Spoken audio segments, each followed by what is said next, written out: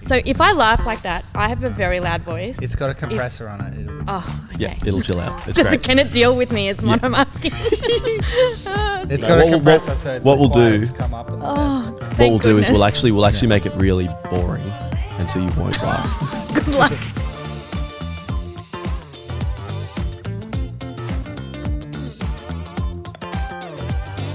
Hello and welcome to the Chip Lunch Podcast. We are in the Third Space studio and it is very exciting to be back. My name is Ethan and I'm joined by Braden. How you doing, Braden? I'm good. That is good to hear. We have our guest this week is an absolute legend. We are joined by Kath. Hello, Kath. Hey. Kath, do you want to let us know possibly the most important thing that we do here at Chip Lunch? It's no hyperbole there at all. How do you like to eat your chips? I know the big debate is chicken salt, regular salt, and so I'll just put it out there straight away. Chicken salt. Yes. I know. I'm sorry to all you regular people. I'm not regular. I'm not regular. People. Well, you know, what do you call it? Salt, regular salt. Regular salt. Yeah. But yeah, I think like chicken salt is good, and more recently I don't mind a bit of aioli if it's around. Yeah. And also Aldi's got this garlic dip. They're not paying me. I quite love Aldi though. And Lauren Dalrymple got me onto it, and it is amazing if you like decent amount of garlic. So garlic dip is what I would say at the moment. With I your quite chips? like with my chips, but chicken salt for sure. Mm-hmm. Yeah, That is the correct answer. that's what I thought. Yeah. My mum was telling me the other day that she listened to an interview with, so excuse my rudeness, I'm Googling something on my phone. Nice. She listened to an interview with the guy who invented chicken salt.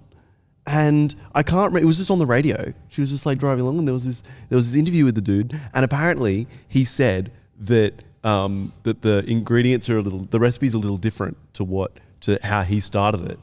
And It's not chicken. But he doesn't care. He's just stoked that everyone likes it. He's like, this is the best. It's just like this classic Adelaide dude who's just like, yeah. From Adelaide? I think so, yeah. No way, it's from Australia? Yeah. I didn't know that. Yeah, it's the best. It's only a thing here and kind of in parts of England. Yeah. I think that's what we found Really? out so far. No one else really cares. Maybe they didn't think to put chicken in salt. Well, isn't it chicken? I thought it was chicken stock mixed with salt then evaporated. That But makes sense. I don't know. That's literally what I'm pretty sure a primary school teacher told me. If I think about what it tastes like. Shout out to Mr. Parker in year 5. Oh. His name is Peter Brinkworth. He's 81 years old. Oh, wow. And he only recently came out being like this. There's a 10-minute film called Salt of the Earth, which will screen for the first time in Adelaide at Adelaide Film Festival on October 20th. Wow. It That's sounds like we great. need to have a watch along. We really with, do. With chips with chicken salt on it. Yeah. Tune in for the Salt of the Earth watch along. That would be unreal. But yeah. Well, there you go. There you go. That's something I didn't know before. There you go. So yeah, people listen to this podcast because they get regular updates on the quality of chicken salt and random other information about it. But they also listen to this podcast because we ask people this question, and that is, Kath, how did you become a Christian? Well, I became a Christian when I was a teenager, and essentially it was through the ministry of Soul Revival through Gymea Anglican, the youth community at the time. And yeah, I grew up in a family who didn't go to church, but were very, I guess, okay with, my mum always said 10 Commandments are a good set of rules to live by. And I suppose my main exposure to listening to God's word was through scripture in school. And I remember this lovely older lady, Mrs. Arnold, who I believe was from Gymea Anglican, who came to Grace Point Public School and did scripture there. And I loved her.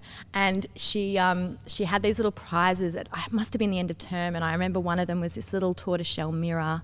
And I won it. And I was so excited because I quite liked filling out a good worksheet at school. So, so I don't know how many I think there were other kids in the class who would have been going to Sunday school and stuff like that, which I didn't go to. So I was pretty chuffed to have enough biblical knowledge that I could win a prize at Scripture. But she was really lovely. She was a really lovely lady.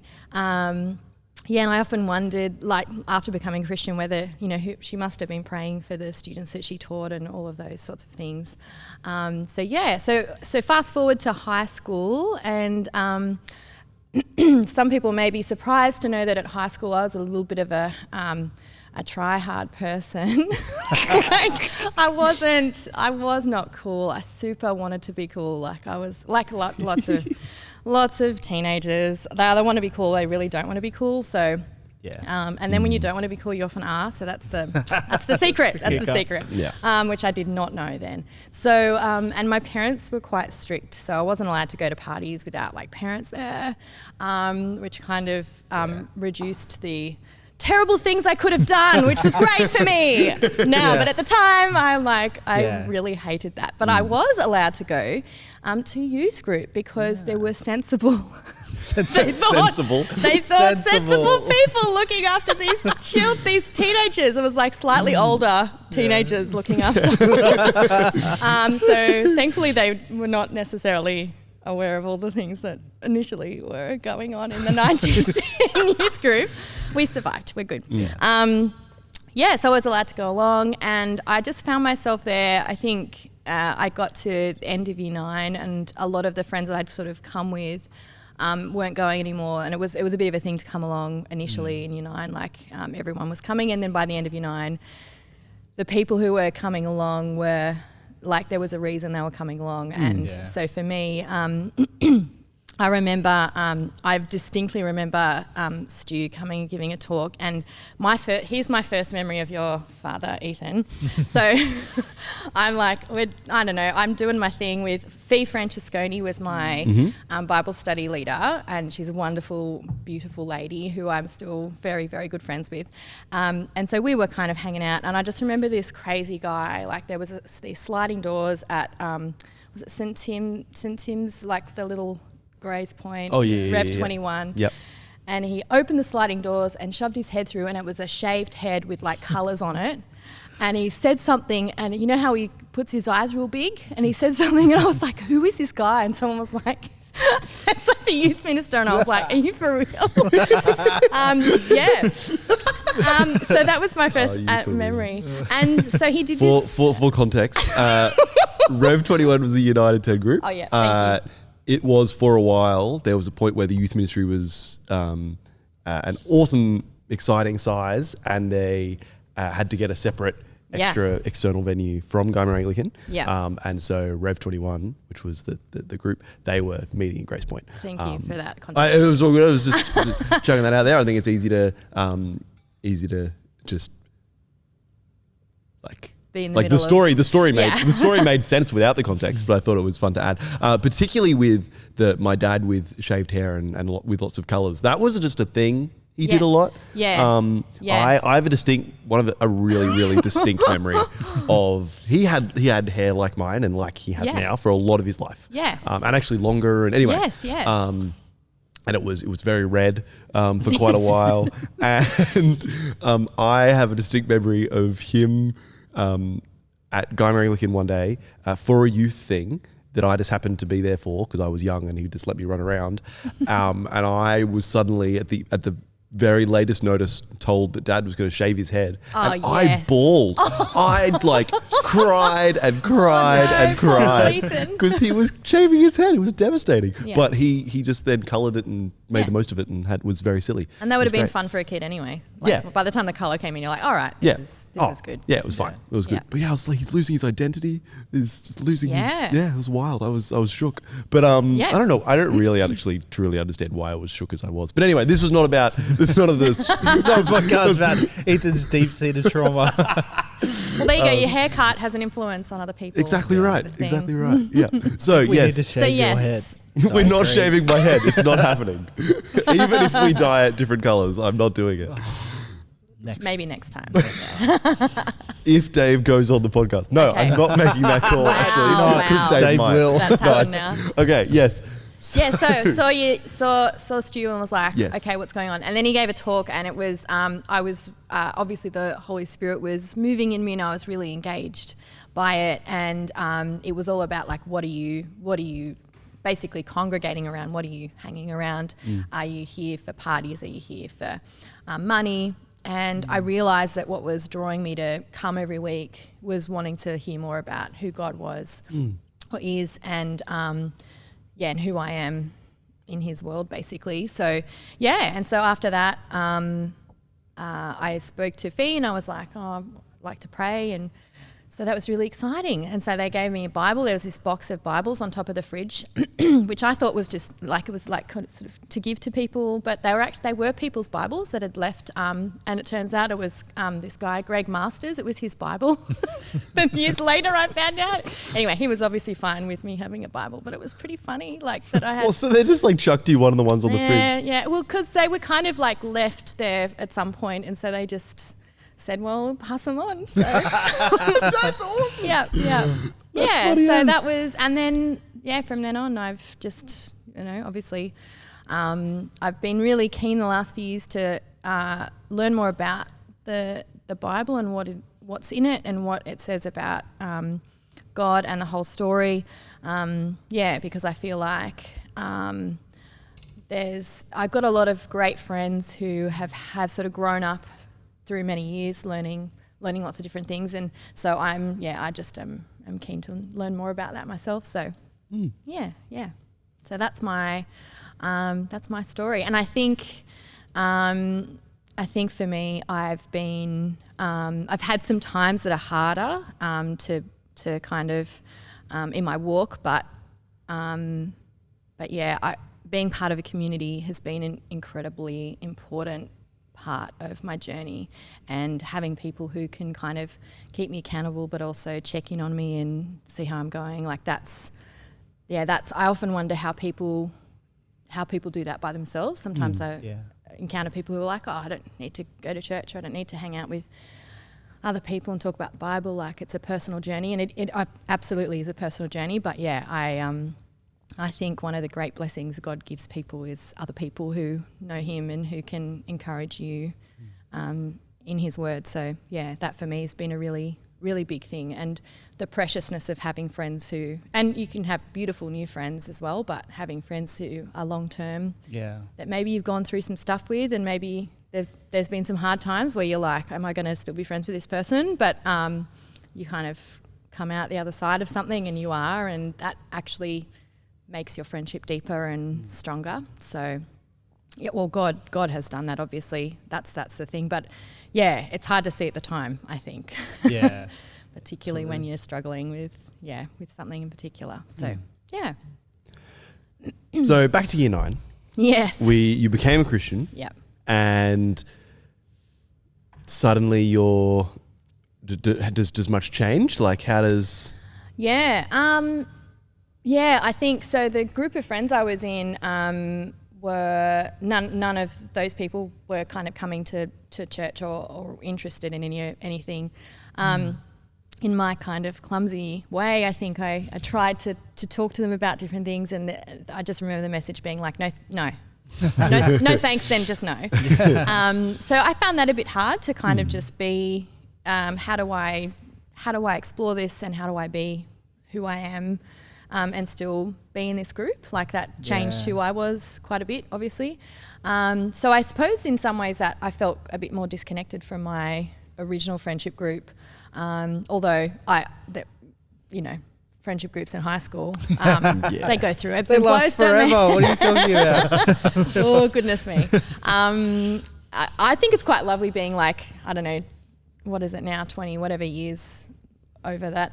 After school, you're like, people are sort of nicer to you now than what they might have been in high school. And maybe you too, like you're sort of like, oh, let's forget that the teenagers here, let's forget that happened. But so I remember sort of feeling a little bit like I floated around a bit, because there were other groups who were Christians together, and because I didn't have that history with them, at school in particular, I remember I would put my bag with my original group, and sort of say hi, and then I'd kind of move around, and that's kind of how I functioned for a little bit.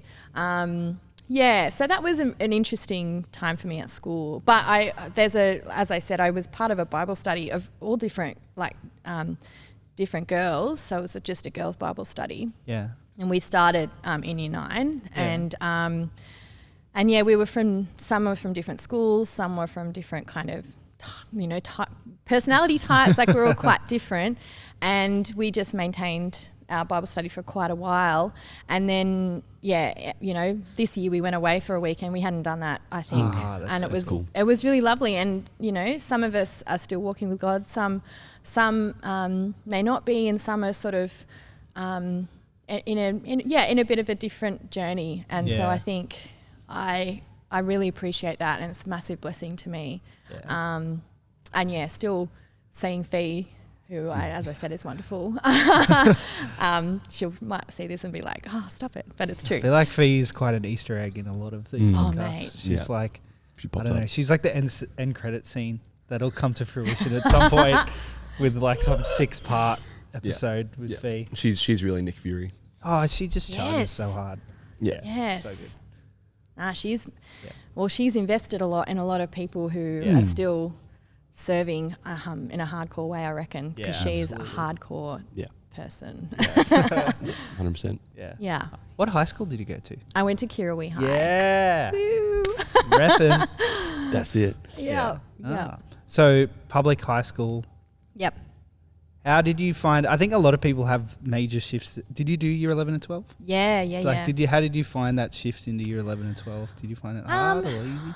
I found it easier, I think. I felt like 9 and 10 were, 8, 9 and 10 were sort of rockier years. And then 11, 12, I think because things get a bit more serious in terms of schooling, and I was okay with that. But also I'm a massive theatre nerd. So for people who don't know me, I'm a drama teacher.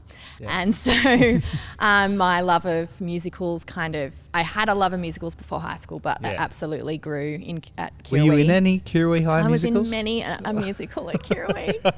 Do you remember any? Yes, very vividly. I was in The Pajama Game, which is a really old school musical. There's so much PC stuff, you just wouldn't put it on now, I think. It's like not okay. Another one called Guys and Dolls, which is very that cool. From The Simpsons? Yes, nice. That's very cultured.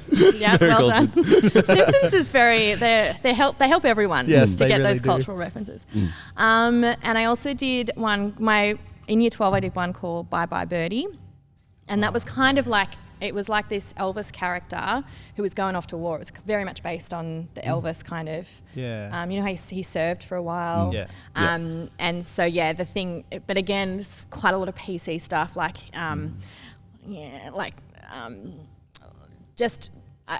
there was a competition, I think, where he could have his last kiss before he goes off to war, and there's this young girl who wins it. So, not young girl, but not great.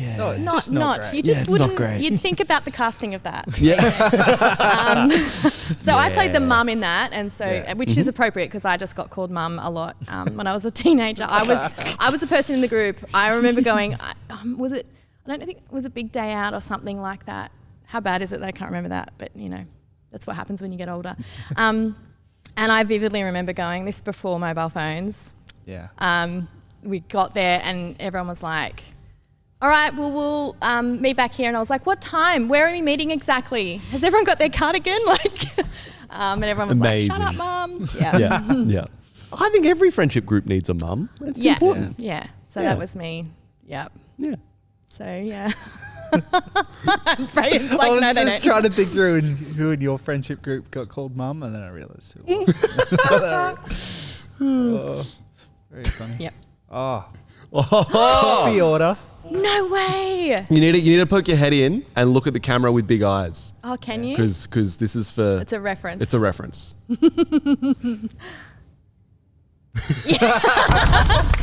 Perfection. Just like in 97. Thank you very 96. much. Thank you. If you drink flat white. Nah, it's great. It's perfect. Oh, yes. Thank you, Stu. Oh, double parked. No, I love a double park coffee. Can I say I do a double park coffee for the whenever I do my certificate in theology. Let's walk in for both. I love them, but I know I've got to be here for a while, so I'm like, line them up, mate. Line them up. That's great. Keep Thank them you, coming. Stu. Thank you, Dad. Thank you. Best. So good. Yeah. In the break, we've got coffees. Welcome back, everybody. Many coffees. Best. So, you have been. You also mentioned that you are not from a Christian family. Yeah. How was that, and how has that been? Well, I think, as I said, it was a massive blessing that my parents have been really largely okay with me being a Christian. I will say, and I'm trying to, I love my mum and dad, and God has blessed me with beautiful, beautiful parents who are very generous and loving to me. But I did come home with a Bible one night from youth group, and so for some parents that might be a bit confronting, and they may have been concerned that I was joining a cult. We may have had an argument about that. Yeah. So, which every parent, and I can say this because I'm a parent, every parent is worried for their children and they want to make sure they're okay. So yeah.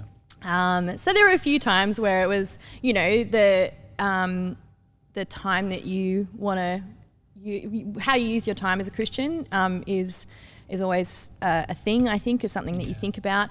I want to use a chunk of my time to serve people specifically in ministry kinds of things. So I remember that being a bit of a conversation when I was a teenager, and how much time, particularly when I was studying, like how much time am I, at church doing things versus studying and, but apart from that, that which is pretty normal stuff, I reckon.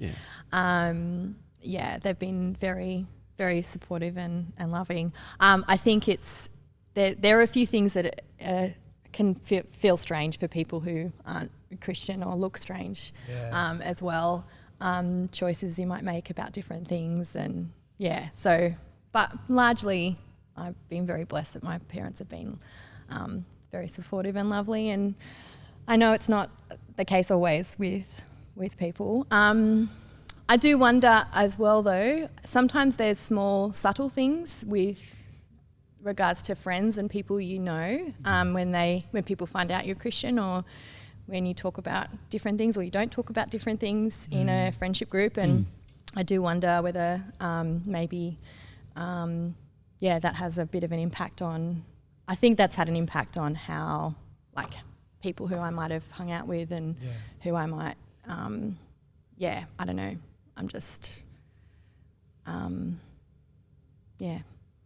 don't know. I've got to a point where I'm like, oh, maybe this is a part that you don't want to put in it. Only because I don't want to be cruel to anyone, but I think sometimes you get left out as a Christian. Yeah. If you know what I mean. That's not cruel. It's just what happens. Yeah, but I don't want to. I understand people being like that, if you know what I mean. And being in a social situation where someone's swearing and then apologising to you because they know you're a Christian, and you might your sensitive ears might be burning, and I'm like, I understand why you're doing that, but I'm okay. You know what I mean? Yeah. Sometimes I'm like, you don't need to be precious with me, but people's interpretation of you as a Christian is that they need to be precious with you. I had a weird shift with the friendship group that have been acting nearly the same way since we were in primary school. And then the minute that I am at Bible college, all of a sudden they started apologising for swearing. And it's hey, we've been friends since we were 5. You've said much worse things. There's many over many the years last of it. 20 years.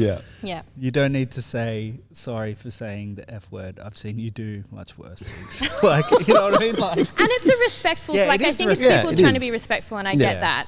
But the flip side of that is I don't want people to feel like I'm judging them. That's my concern, is that I really feel like, unfortunately, and I get it, because Christians are very judgmental. A lot of Christians are, and I can be absolutely judgmental myself, and so I understand that reaction. I get that. It's we live in a society where everyone's judging everyone else. Absolutely. It's crazy.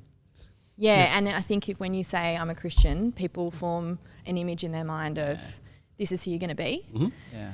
This is your opinion you're going to have of me and of my life. Yeah. And I'm feeling guilty about that, maybe a little bit myself first of all. And then when you say that, they're suddenly like, ooh, like, and it's a shame because I think it misses the message of God and who he is, which is that he loves us and he wants us to be in relationship with him. And yes, there's things that are sinful and we don't want, of course, but at the end of the day, Jesus has paid for that, and the focus is on this loving relationship because he loves us. So I find that hard to reconcile. Like I understand a lot of the reaction, but I feel disappointed that's you know, what are we leaving with people in the world as image bearers of Jesus? It's is it the judgment? Oh man, that's maybe not the main message. Like it's a part of things, but you know. I think what's really cool is that as Christians in contexts where there are not many, or where Christians have that kind of reputation, we have this really beautiful opportunity, not just to tell people the gospel, which is the most important thing we do in those contexts, but also just prove them wrong. Yeah, And absolutely. I think that's a really beautiful thing that we get to do. Yeah. And just go, actually, no, I love you, and I love I love our relationship, and I want to be friends with you. Yeah. And I'm a little different, and I don't do things that you do, but here's why. Yeah. It's got nothing to do with me judging you for doing them. It's actually, and it's got nothing to do with that. It's actually, I do it because of Jesus. Let's talk about that. I don't care about I don't really care about what you're doing. And that's a good thing about being blessed with being in communities. Yeah, fully. It's like being able to have that bank account with people and spend time with people and like get to know them in a way 100%. like that. Yeah, it's like you can have differences of opinion, but we can have differences of opinion because we have a relationship. You're more than just your identity isn't just that.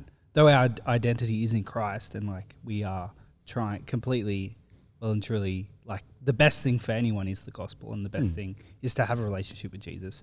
But we're also blessed to have that opportunity where we could just have a relationship with people that we disagree with. Like Jesus didn't hang out with all the pious people. No, exactly like, right. You know what I mean? Like, and he also was there to love them and offer them. We can offer them obviously what the Bible says is the best way to live, but that doesn't mean that we need to go around like Pharisees and it's hard. It's hard to get to that space. I think with people, it takes a lot of, and sometimes a lot of time, and sometimes. And you don't always get it right. Well, that's right. And sometimes people don't want to give you that time because they're already made up their mind about, and interpret what you're doing in a certain way. So I think that's the hard thing. But I agree with you. Like even thinking about who Jesus' disciples were and how they functioned, and Judas was there. So with everything being known, like he was still there, and so was.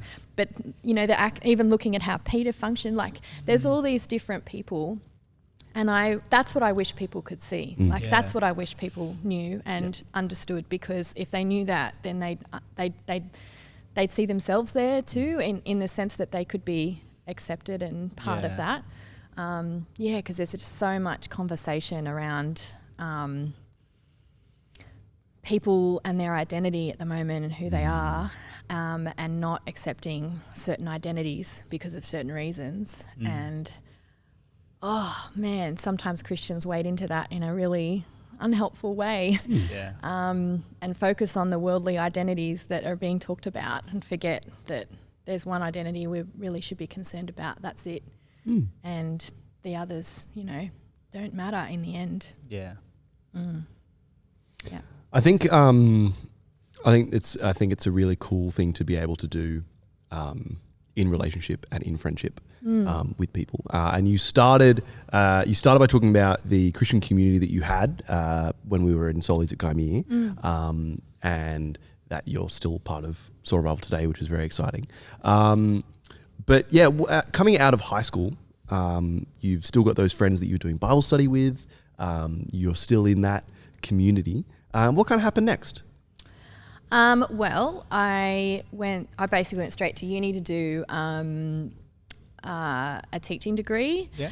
Initially, I actually auditioned for like some acting courses. Ooh. And I did get into one, but because I had my preferences around the wrong way, I had one of those moments, where you feel like the whole world turns upside down. I don't know if you've had that in your life, but it's one of those where you think it's going in one direction and then suddenly it takes a turn, completely different turn. Because I was planning to move to Wagga actually when I finished to go to Charles Sturt University, and then my offers came out and it was like, oh no, you're in teaching at New South Wales, and I'm like, what? But that was totally God. Like I was, in the end, I think what happened was I was like, oh, what do I do? I guess I'll start this degree and see what happens. And then I just fell in love with, it sounds bizarre, but educational psychology. Like I was really interested in how, the brain developed and learns and how it continues to learn, and all of those things were really engaging. So once I was in that, and there was a theatre group at uni anyway, so I could still do my plays. So once that happened, I was fine. And that was the year too that I sort of, my husband Nick and I were sort of in friendship group prior to that. He's a little bit older than me. We'll get to Nick. We'll get to Nick. But yes, that was important. That was an important year too. And often people are like, what if? And I wonder, that those things may not have been the same had I moved to Wagga. So I'm really glad I didn't. But at the time, again, I'm like, oh no, like what do I do? Yeah. So yes, teaching degree is where it went next. Yes. How did you find? We've spoken a little bit with a few people. Like, how did you find the uni? Like, all of a sudden, you've got all this time. Yeah. Oh, mate. Like, to have that back. Anyway. Having a nap on the library lawn at uni. I loved that. I would, there's like a 4-hour gap between lectures. So I'm like, what do you do with that? Well, have a sleep, like obviously. I'd get a coffee, sit and read the uni magazine, and just have a little nap on the grass. Quite liked that. Excellent. So I thoroughly recommend. It's so indulgent, so self-indulgent. But anyway, it's a small amount of time in the end. Yeah. So I loved uni, like I did. I like learning. So all the different ways that was happening. And because I was, my degree was all stuff that I loved. So I had a couple of very random subjects, as you tend to have in arts degrees. But generally I really loved it. And I think it went very quickly in the end. Compared to school, it was very quick. How was church during that period? Yeah, it was interesting. I went along to the uni Christian group for a bit. I just went to some of the lectures, and then I had this moment where, and I was serving in music at Gymea Anglican at that time. So what had happened was Tracy McCall. Yeah, Tracy's been on. Great. Yeah. I thought she had. Tracy McCall was doing singing. She was leading singing, and then she got a job as the children's minister, and so she decided to come out of music, and people were like, you've done musicals, like you've sung, so you know how to sing. Do you want to get up the front? And I think I was like 18. Awesome.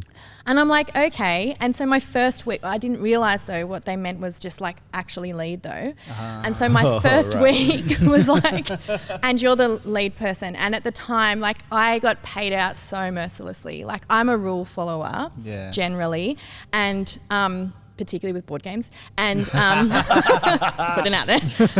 And the deal was at the time that the person who was leading gave signals to people, because like I love my Anglican history, but we sometimes are a little awkward in the way that we might do music. Anything. Awkward in the way that we do anything. So it kind of fits me just down to the ground as a person. But Excellent. Yeah, and so there were these, like, you'd be like, from the top, chorus. I know, don't even, it makes me cringe now. Anyway. As in, sorry, you were just, I don't have this picture. I don't want to dig too deep into so this. I don't think we need to go, too deep, but we do need oh, gosh. a visceral example. How visceral. So what? Like, you'd be singing and then... So when we... Like, are you signaling the band? Or are you It's actually... It's more for the congregation, isn't it? It was for both. It was for both. Okay. How are you signaling? What's being... So you'd be like... like hand signals? Before you start singing the song, so the intro would happen and then you'd be like, we're starting. She's holding up a one finger if you're like listening. just verse 1. Oh, audio. Yeah. And then the second... sorry. I forgot that we're audio. No, we are video. I know. Yeah, we video as well. So, but it's just, I'm just, Sorry, I'm just taking in my... Yeah, good commentating. Yeah. Yeah, I'm putting up my finger like a one-way, but it wasn't a one-way. If it was a one-way, that would have been cool. And then if we went back to the chorus again, so it wasn't all the time, but it was like if there was a second chorus at the end, because again, that would be weird as a complete outlier in a church song. I would make my hand into a C and I would hold it up to indicate chorus. Another chorus. And then to end, and this was more for the band, I just put my hand in a fist and kind of tell the band, like, no more choruses. Because again, as an Anglican church, we totally would have rolled out a crap load of choruses. I'm joking. I understand. Like, I think that all makes sense. You kind of have signals if you're playing. Yeah. I guess but there was one, do you know the most awkward? The C is really good.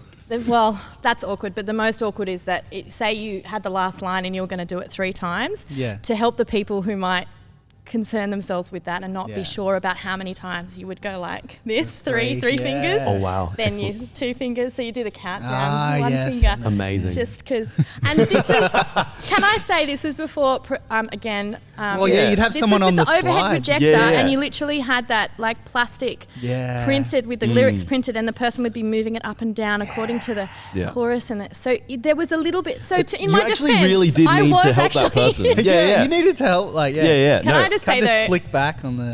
Amanda Waddington, I love her. She's my friend, but at the time she was we were all younger, and she did pay me out. She would like in the congregation be looking at me and giving me the signals and like paying me out, and I'm like, what are you doing? And it was really hard, and I was trying not to laugh. Funny. So yeah, so I did that. So that's but I love doing music because I love music, obviously, being in musicals and stuff, but I like singing with people. That's for me. I'm not a solo singer. If I have to sing by myself, it's not my comfortable place. I like singing with people. So I did that, and I went to the uni. I went to the uni group, but I kind of felt like I was torn between, like, I was doing a lot at church at Gymea, and then people were like, come to this, and I was like, I've actually got a Bible study. Like I go to church every week, and so it was kind of me going, oh yeah, no, I am actually committed to this group. And I remember again, Stu talking about how great it was to support your local church, which makes a lot of sense to me. Particularly, I mean, you've got to go to a church that I think it's important for you to it's important to support a biblical church. That's really important. But it helped me because I wasn't just incidentally going along to it. I'd sort of at that point made a choice and went, yep, this is where I'm serving. That's my foot. Well, a new character entered partway through that story. Yes. We want to talk about Nick. We do want to talk about Nick. Is it Nicholas or Nick? It's Nicholas. Okay. I've never always heard anyone say Nicholas. No one has ever said Nicholas. When he's in trouble, no jokes. No, I wouldn't dare. So who's Nick? Nick is my husband, but that's not his only identity. Putting labels on. No, he's an enigma. He is. I got to be careful. I don't want to offend him. Oh wow. No, because Shining praise. Because I love him, so I don't want to. No, he's my wonderful, wonderful husband who we've been married for 18 years. So that's a long time that he's been putting up with me. Every now and then I do something super annoying, and I'm like, "Oh, you still married me? Like, how did that happen?" So he we sort of met when we were both in, I think he was at the end of high school and I was still at high school, so he's a few years older than me. But we were not really, we weren't going out or anything until I'd finished high school, and then we started hanging out a bit, and because he's a guitarist, and of course I was a little bit like, that's pretty cool. Not gonna lie. It is and pretty cool. And he's a very handsome man. So yeah. This is all true. It is all true. But I do remember, like, one of the things that absolutely for me won me over completely was we were at a week away, and we would. It must have just been, I think, a group after a talk or something. And I'd been in other circumstances where we'd been together in this kind of environment, but there was just this one in particular time where we were talking about the talk, and we had all our Bibles open. And I remember him just, if you know him, he's a man of a few words, but they're well-chosen words every time. Indeed. And so, we were talking about something, and he came out with something, and I was just like, oh my gosh, that's so profound, so interesting. And I was like, that was it for me. I was gone. I'm like, I love this guy. So so it wasn't just, even though he is a beautifully handsome man, it wasn't just that. He's going to hate this. I'm sorry. That's fine. This is That's awesome. Why you married me? Sorry, Nick. So we went out for a few years and we got married, and now we have 3 beautiful children, and our oldest is about to hit high school. Yes. Yes. We were doing the youth planning meeting on Wednesday. Yes. Chatting about that group coming up. It's going to be very exciting. Very fun. I'm so excited. The idea that, like, I started my journey with obviously as a Christian, but also with our church as a teenager. So I'm excited about that for my kids coming into youth group. Yeah, really excited. And we're excited to have them. It'll be really fun. Oh, good. We've got a lot of wild energy at youth. So much. So much. Oh man, so much wild to energy. enter that. Yeah. It's going to be very fun. Yeah. Got to aim that somewhere good. Yes. That's the hard thing. Yeah, Yes, exactly. well. Harness it. Harness it. Yeah. Harness it. Yeah. Yeah. Indeed. Yeah. So how you finished up at uni and you've done teaching? Yeah. What kind of happened next? Yeah, well, I wasn't sure what I was going to do, and the way teaching was at that point in time, you couldn't really get a spot anywhere in a metro area, because there was this idea that they were sort of, particularly in the Shire, the easier, in inverted commas, public schools to work in, because they might have had they do have better resources and things than maybe regional places. And so there was a thing where when you finish uni, you put your name on a list, put your name down for certain schools, and you just waited until they called you. But I think that people, particularly Kirrawee, I remember people saying it's where teachers go to die, and that once they get there, They never leave. they just never leave because they've made it. Do you know what I mean? Yeah. And that's not like, Where teachers go to die. well, sorry, I don't mean that No, in but a in a positive derogatory way. way. No, it's really funny because it's usually, in every other time you will say that. Yeah, It is negative. true. It's negative, but this is no. not. Yeah. So so I remember, it was like you could go teach out at, a very far away regional place, and move your whole life if you. And someone who was working at the time it was Sutherland Shire Christian School was like, they're going to need a maternity leave English teacher, and I'm like, what school? I didn't even know it was a school. I didn't know where it was. I'm like, where is it? It's I've never heard of this school before. And so I went there, and I did that mat leave year, and they didn't have drama there, so I was like, oh well, we'll see how this goes. And then at the end of that year, they were like, oh, we'd like to introduce drama as a subject. Do you want to? That's Awesome. Do you want to do that? And I'm like, okay. And then I was probably freaked out because I've like not only First year out of uni. first year out of uni Yeah. and hadn't taught drama properly. Like, That's awesome.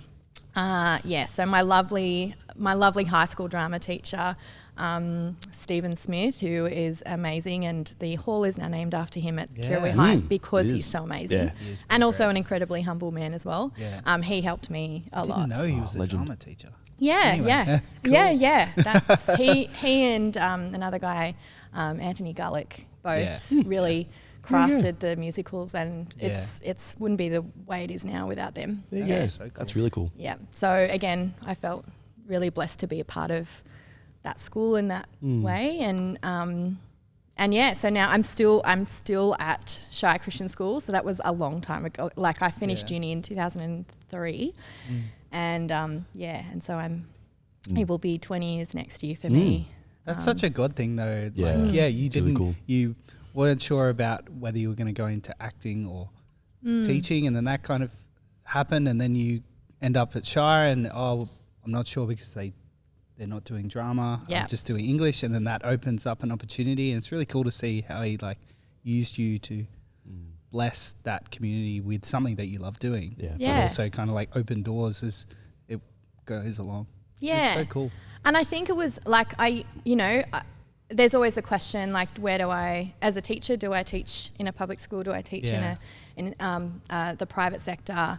And I've wrestled with that. And I think, at the end of the day, my thinking is that you need people everywhere, so it doesn't matter. Yeah. But it was a really weird, for me as a person who was a non-Christian growing up, then I've been in a lot of secular contexts. Yeah.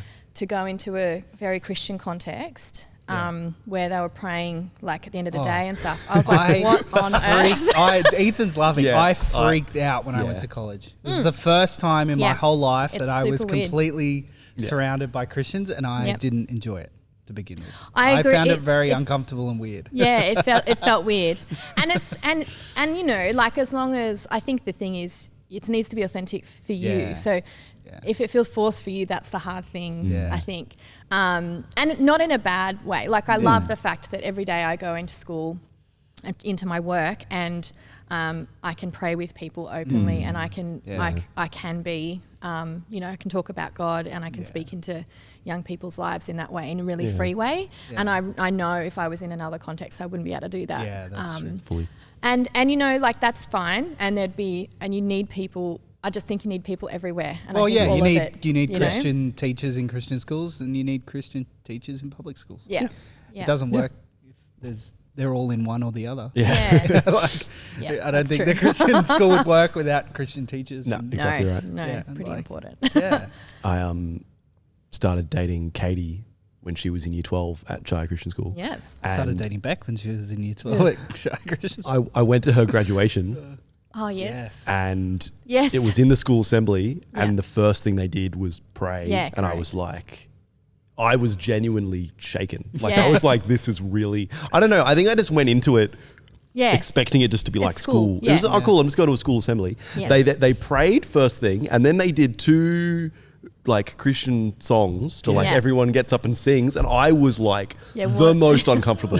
Like it was just a church service, and I have been doing that all my life, and was so uncomfortable. Yeah. It was wild. Yeah, because it's quite different. Yeah, it was just, I don't know, maybe I just like switched my brain into being like, this context fits this thing, and it didn't fit. Yeah. And it is really weird because, and there are, not every school functions like that too. Like our school is very, very interested in making, like, to me, the way I see it is you've got a bunch of Christians who've got together and gone, let's just do school the way we would do it as Christian people, which isn't necessarily not cutting God out, but just God is included in all of the things essentially. Yeah, fully. Which sometimes it's really beautiful. Sometimes needs some attention. You need to, really intentionally do that, and then other times it's just a really natural thing. So, like Katie was my student. Loved it. Yeah, and she loved you. It was awesome.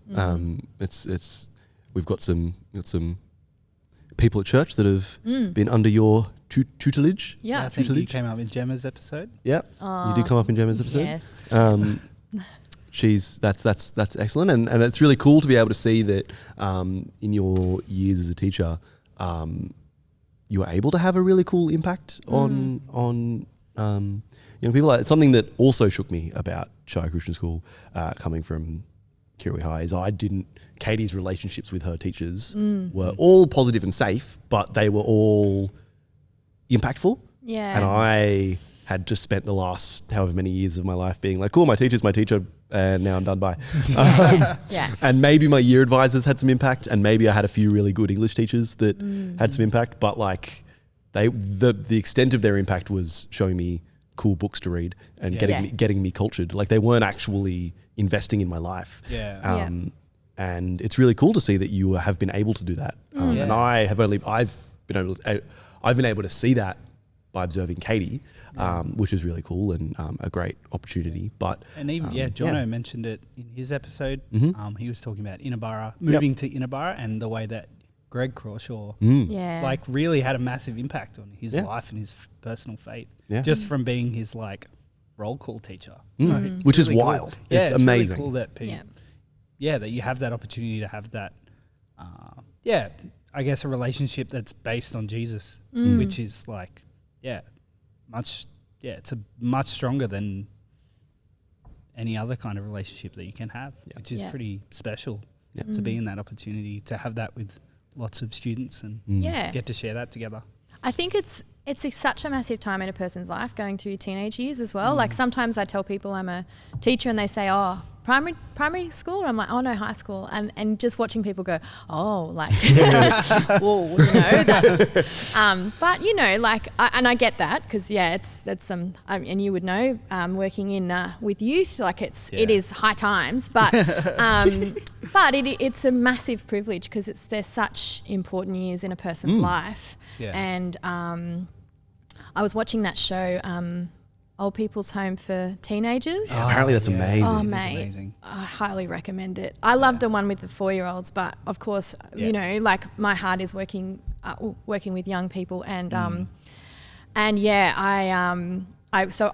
I'm so like, the older I get, the more like emotional I get, so I'm just like bawling my eyes out every episode, because I'm like, that's so lovely, like they're finding connection, these older people. But it was interesting, there was a moment where they talk about what ageism is, and how it's kind of, you know, you're looking at a person and making an assumption about that person because of their age, and perhaps discriminating as well against that person. And of course, elderly people experience that, and which is a really sad indictment on our society right now at the moment. But also, they said the second kind of group of people who experience that are teenagers. Yeah, fully.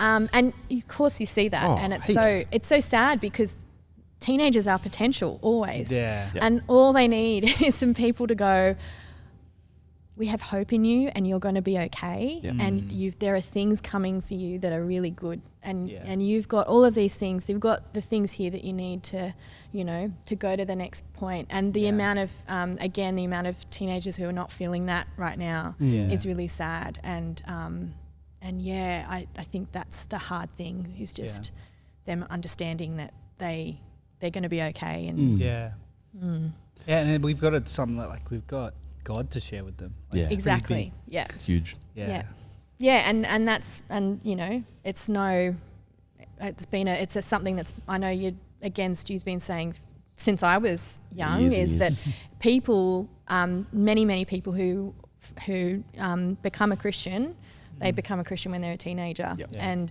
so that shouldn't be lost on anyone, and it certainly shouldn't be lost on any church community either. Like, it's a really important time in a person's life. So it's a privilege for me to be in that world, I think.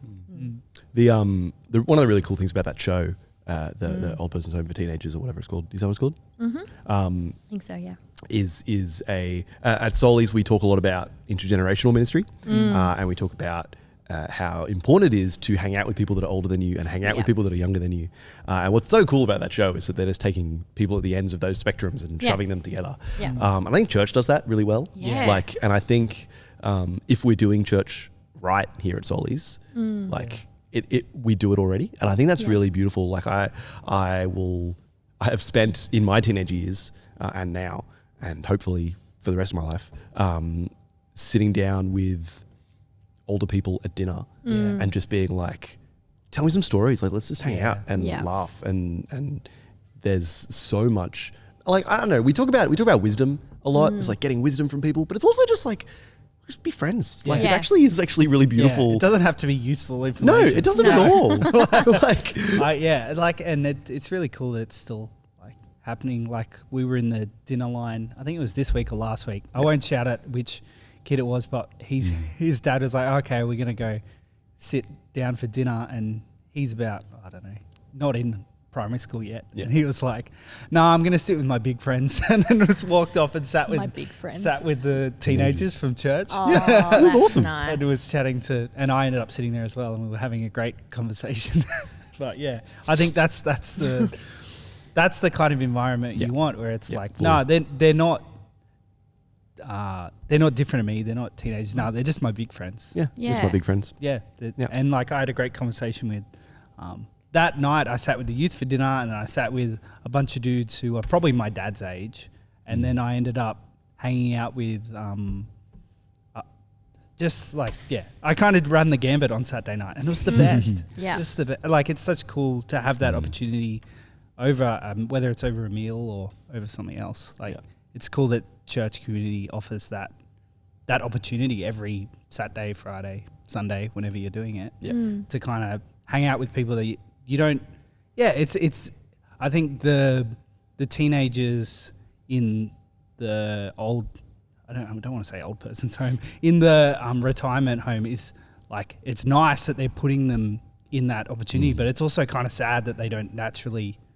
Yeah. It's not happening all the time. Whereas we have a chance with people from not old at all, like to in their 70s hanging out on a Saturday night. It's pretty cool. Yeah. And a Sunday morning, and it's I think it's really cool that we can, like, we've got it working somewhere. Yeah. Let's do it everywhere, right? Like, Yeah. We don't need to have a TV show where we're intentionally putting them together, because we have an opportunity to do it every time. together. Yeah. Yeah. Absolutely. Yeah. High horse there. Sorry. Totally get it. We mentioned you have 4. No, three. Just the three. Yeah, three. I don't know why I said 4. I don't know. Anyway. Once you get past 2, it's it's a lot. Beautiful children. Yes. What do you think? We've asked this question to a number of people. What do you think God has taught you through becoming a mother and starting a family with Nick?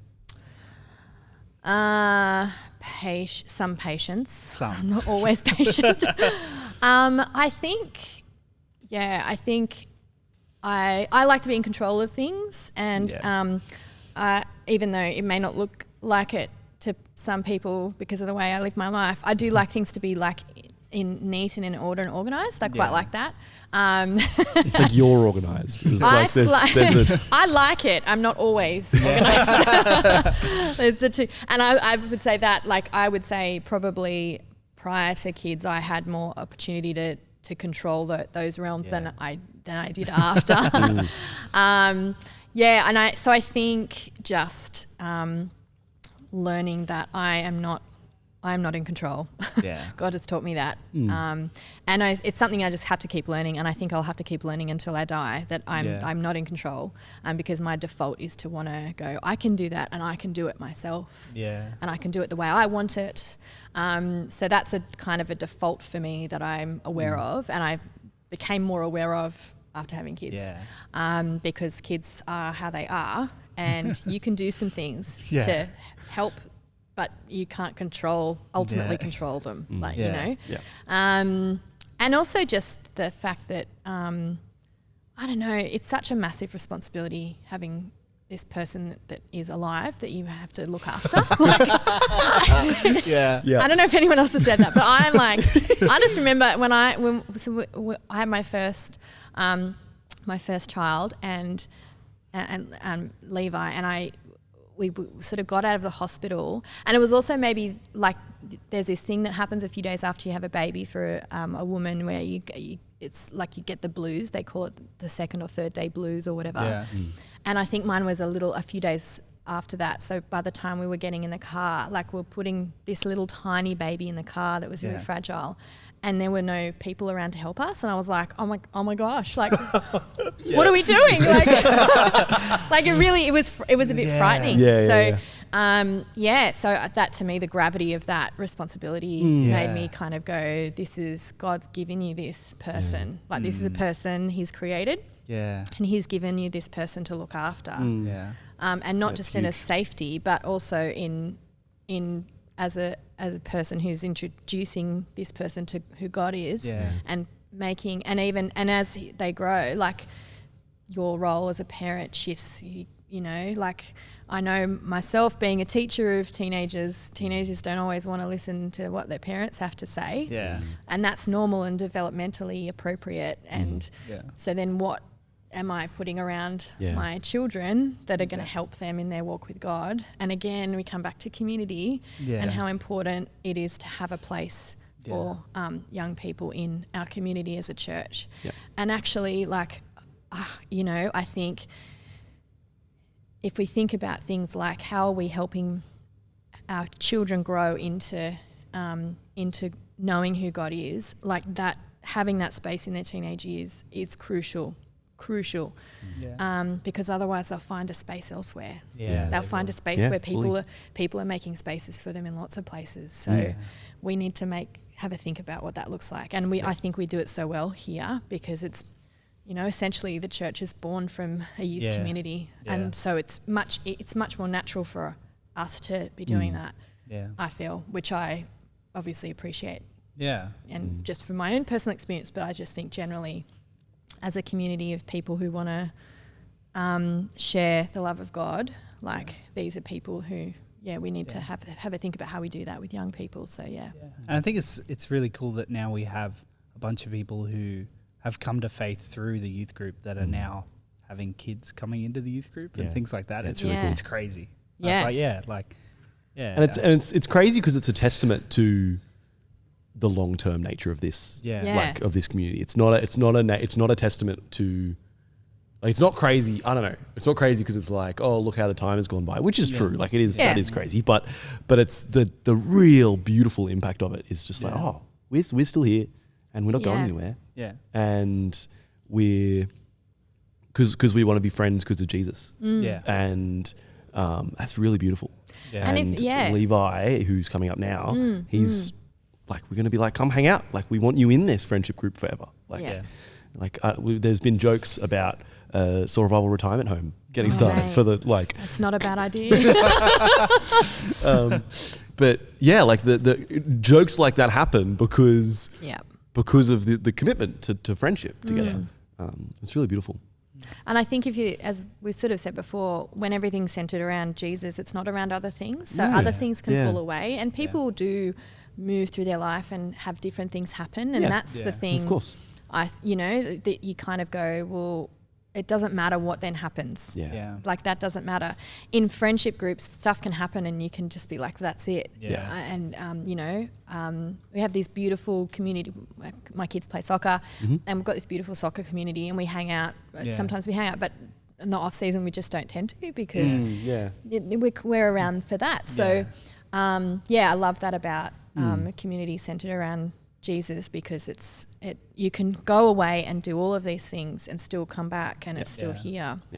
And there's a number of friends that I have which I think if our friendship wasn't around Jesus, I probably wouldn't be friends. They wouldn't be friends with me. Like it's just it is the way it is, and that's a great thing because I'm not necessarily then surrounding myself always with people who just suit me for that moment in time.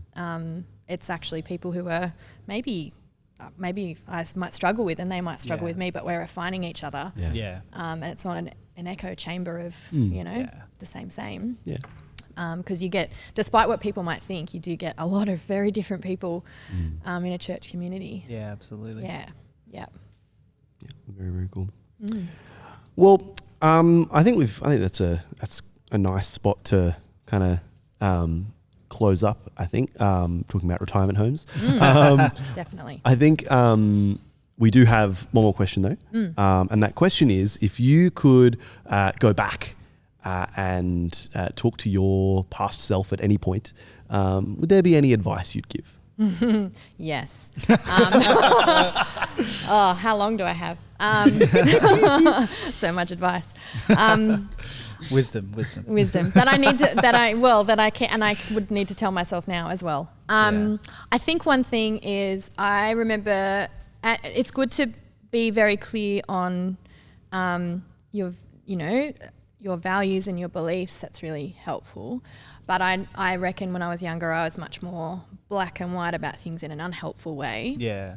And I would probably say to myself, just soften those edges a little bit. Like, provide some room for people who have maybe gone through things that you don't know. You don't know what a person's gone through. Yeah. And so people who know me would know I'm a bit of a reactionary person. So I'm the person in the friendship group, if you wanted to get an extreme response, you would annoy me because I would respond to that. And people would, Chris Stevens can still get me. So awesome. I've tried really hard over the years. I'm better at board games than I used to be. So I'd also say that. Just if you want to keep your friends, just remember you're playing with people. It's not always about the rules. Don't play with Monopoly with someone you want to have a long-term friendship with. This is true. Rule for life. I don't understand why it's a family game. Like that's it's not okay. a family it's game. Oh my gosh. It breaks families. Yeah, right. My dad, we played Monopoly, and my dad never gave us any sort of leeway. He just won every time when we were younger, and it was like sucked in. Yeah. But yeah, I would probably say, show some grace to people and assume when people are maybe, I don't know, just maybe not, I don't want to say losing it, but maybe when people are responding in a certain way that's full on, ask why that is, why is it, what's behind that? And I try and think about that these days more than, I think definitely more than what I used to. So I'd probably say that. Show grace to people and and love. That's what I would say. And that's so huge. Yeah. The way that you can change someone's life interacting with them in that way. Like I think that's been a journey for me over the last little bit, thinking about I never do anything for no reason. So I'm pretty sure everyone else doesn't. You're just trying to think about what you do in your life and you're like, well, there's probably something going on. Yeah. I was watching a YouTube video about this guy who was talking about writing tropes, and he was saying that a lot of people hate the characters that make dumb decisions. Yeah. And he was like, I'm not putting that trope low in my he had a little tier list. I'm putting this high in my tier list because those people are often real. Yes. We just we make decisions and they're not always right. And they're not always the decision to make. Yeah. And it's just human, but we all do it. It's not, and I think that's a really important thing to know and remember as we deal with people. I think this has been fantastic, Kath. It's been really, really fun to hang out. And I think something that I love about this podcast is that we don't start by being like, oh, tell us a bit about yourselves. Yeah. Because that's what it ends up being. It's just this really beautiful way to get to know you, in our case, a little bit better, and in other people's cases, get to know you for the first time. And I think I'm really encouraged, and it was really, really fun. Thanks for having me. No It's problem. really cool. We like to end every episode with a one-way. Nice. So if you could join me just to the camera, we're just going to do a really not awkward Thanks for making it awkward. It's awkward now. It's awkward. All right, One way. One way.